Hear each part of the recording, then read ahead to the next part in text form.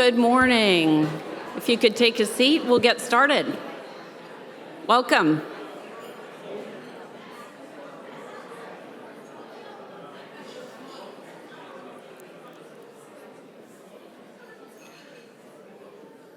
Good morning. Good morning. Welcome to the 2025 RISE Summit.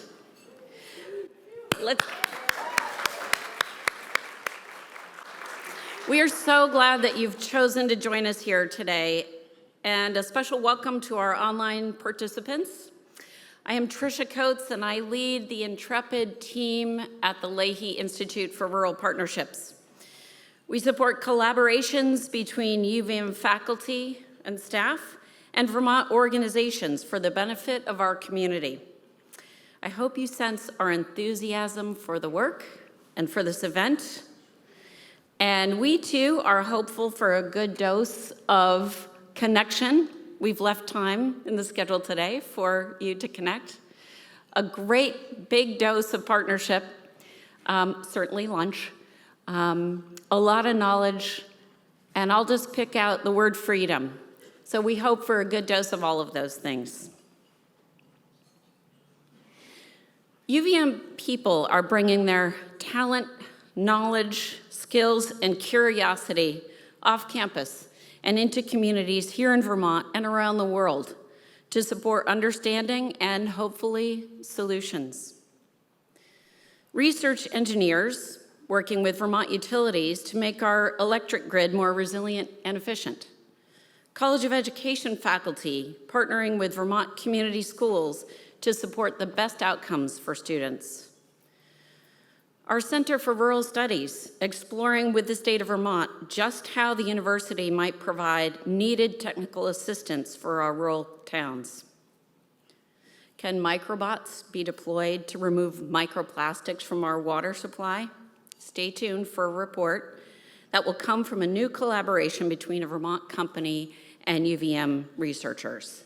In short, we believe that research is a key ingredient for solving problems and, when done in intentional partnership with towns, businesses, agencies, farms, schools, entrepreneurs, the impact is multiplied.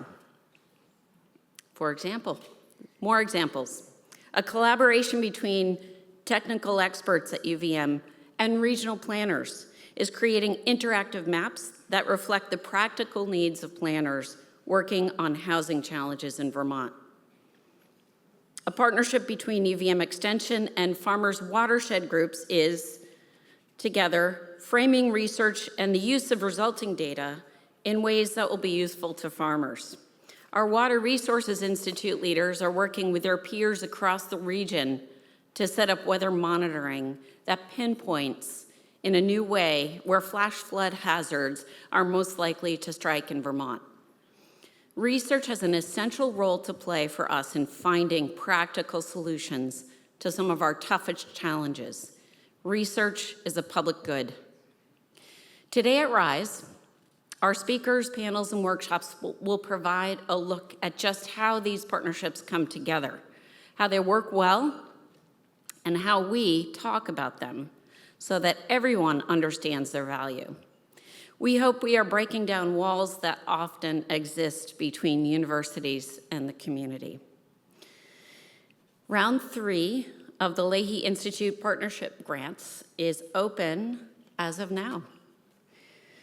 Don't apply online today, just wait till you get home.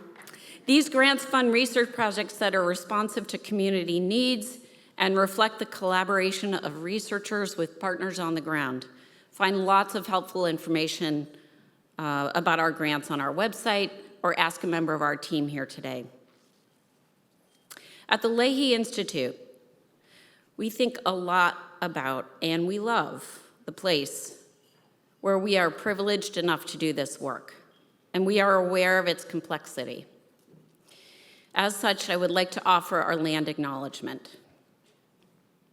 The campus of the University of Vermont sits within a place of gathering and exchange, shaped by water and stewarded by ongoing generations of indigenous peoples, in particular the Western Abenaki.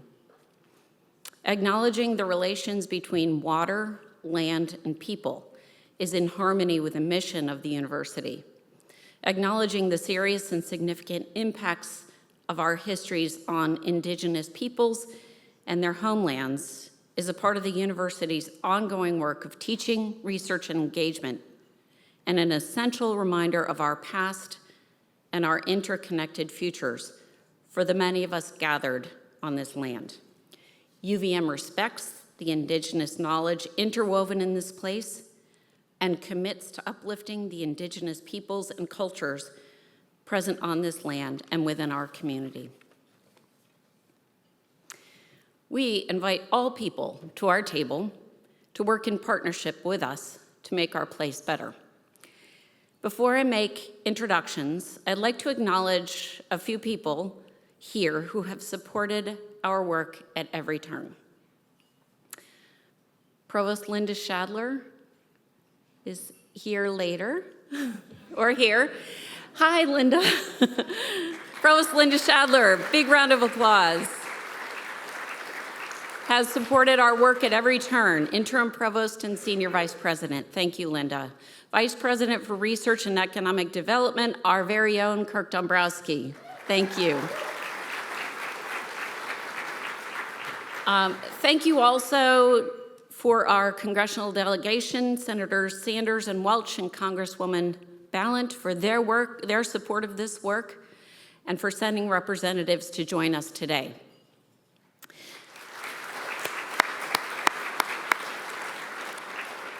The University of Vermont has a starring role to play in the economy and in our communities and in the lives of Vermonters. And this is the perfect pivot to my introduction to our president-designate, Dr. Marlene Tromp.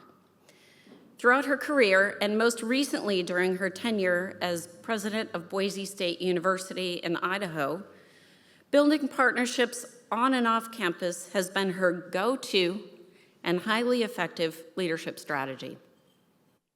At Boise State, she worked in partnership with faculty to increase academic excellence and the research profile of the university. Working with a number of state partners, she increased access to education for Idahoans, boosting enrollment for in-state students, and opening new doors for students from outside the state. She forged national and international partnerships for Boise State at the G7 Summit and through the U.S. Council on Competitiveness. She formed strategic partnerships with industry, higher ed, and government that increased student opportunities, research partnerships, and workforce solutions in critical economic growth areas. Her passion for student opportunity led to the creation of a scholarship that is removing financial barriers and increasing access to education for underserved students. Her community impact program brings the university out to rural communities to teach students, and the Hometown Challenge helps students return home to give back to their communities. Hers is an inspiring story of accomplishment rooted in the land-grant mission of public universities. A university's service to the needs of the people of its state is a measure of its success. We look forward to supporting your work here, Dr. Tromp. And with that, we would like to offer you a very warm welcome to Rise, to the university, and to Vermont.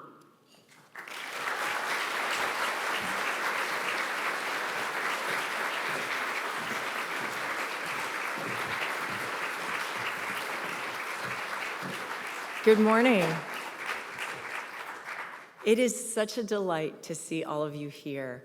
I can't tell you how much it thrills me that I happen to be in town already so that I can join in today. I won't be able to remain the whole day because I've got movers moving, oops, sorry, that was my fault. I've got movers moving in the stuff to my house today, so I've got to go back across the street and help them. One of the things that excited me about UVM was the power of a land-grant university and its mission. Land grants changed this country.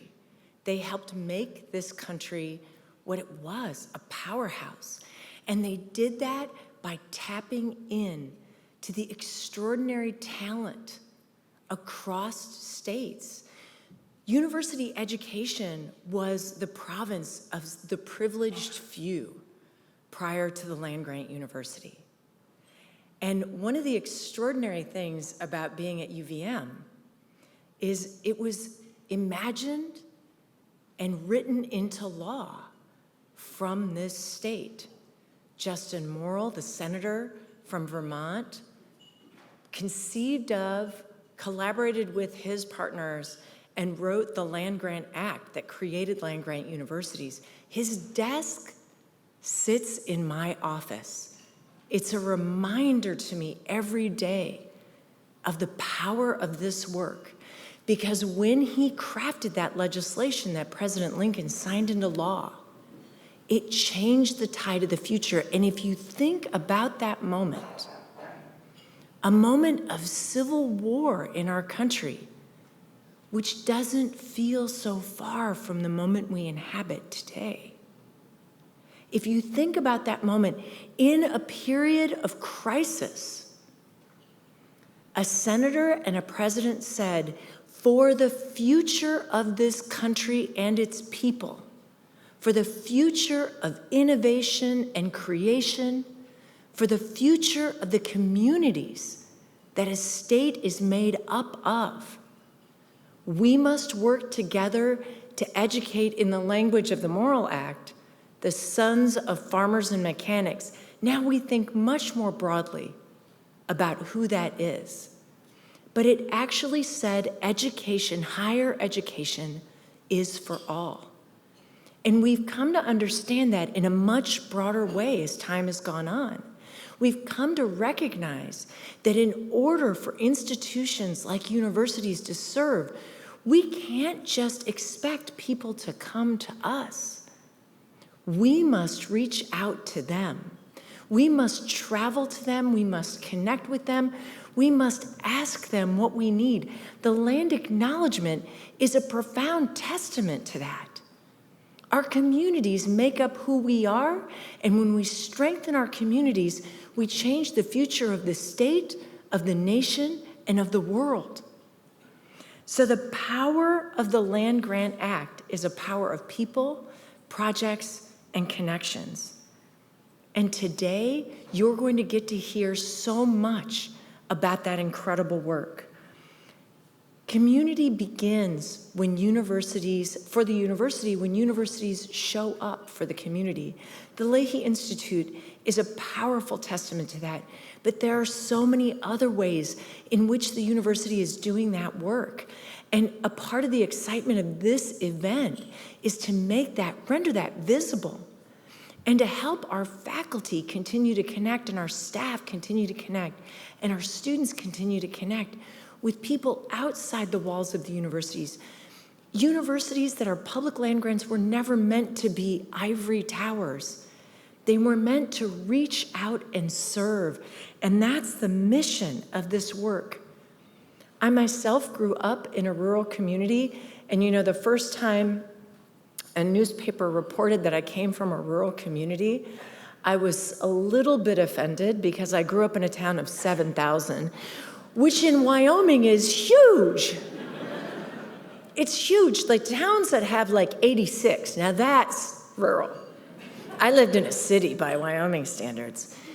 But I watched so many people remain undereducated for the talent that they had.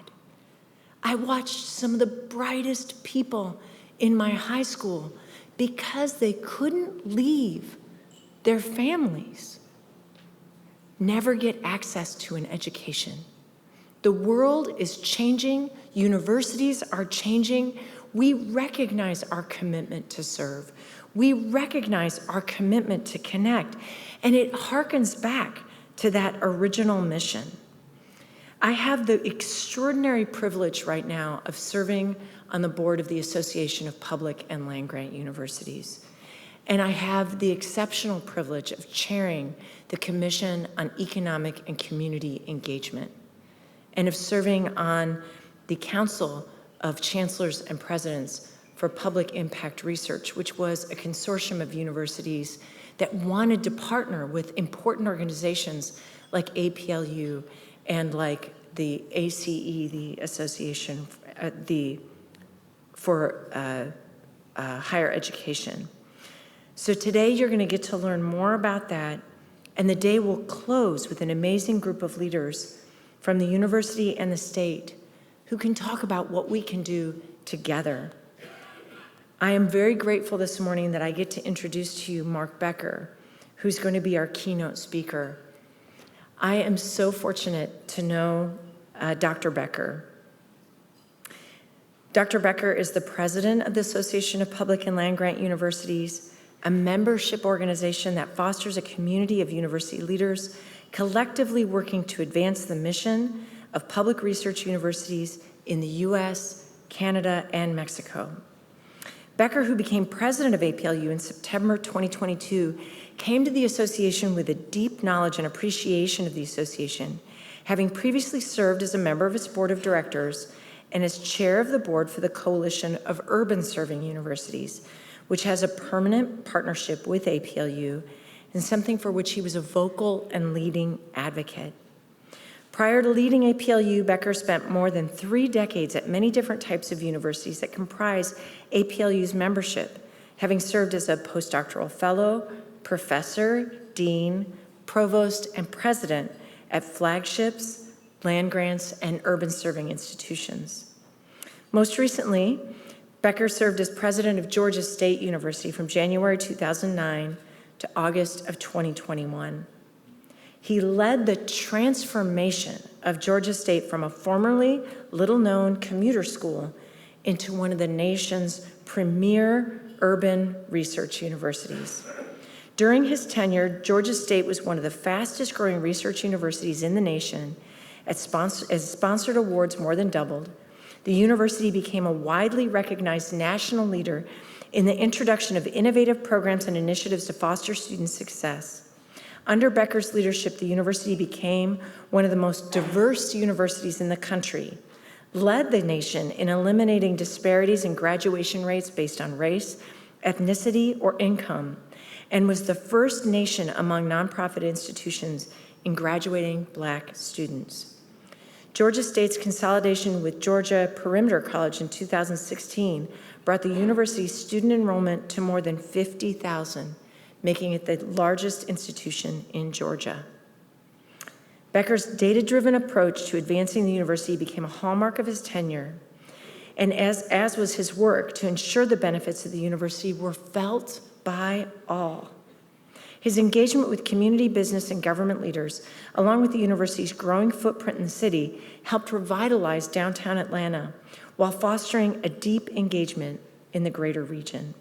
Prior to assuming the presidency of Georgia State, Becker served as Executive Vice President of Academic Affairs and Provost at the University of South Carolina from 2004 to 2008. He served as Dean of the School of Public Health and later Assistant Vice President for Public Health Preparedness and Emergency Response at the University of Minnesota. He began his career with fellowships, postdoctoral appointments, and faculty positions at Cornell, the University of Washington, University of Florida, and University of Michigan. Becker has been a principal investigator on research funded by the NIH, the NSF, and was co-investigator on projects sponsored by the Agency for Healthcare Research and Quality, the Centers for Disease Control and Prevention, Aetna, and Quality Care Research Fund. Becker has received numerous awards and recognitions, including being named one of America's top 10 most innovative university presidents by Washington Monthly in 2015, the Academic Leadership Award from the Carnegie Corporation of New York in 2017, and the Hesburgh Award for Leadership Excellence in Higher Education from the TIAA Institute in 2019. He is the Fellow of the American Statistical Association and the American Association for the Advancement of Science. Becker attended Harvard Community College in Maryland, earned his bachelor's degree in mathematics from Towson State University, and a doctoral degree in statistics from Pennsylvania State University. I am so proud to say that as a leader, Dr. Becker's influence was extraordinarily profound in my development. I watched the way he transformed Georgia State University into an incredibly impactful model for serving and growing talented leadership. We have so many students who deserve the opportunity for an education, and Dr. Becker was one of the people in this country who showed us how that could be possible. And we have ways to impact and transform cities and states, and Dr. Becker was a leader on that front. Will you please join me in welcoming him to the stage?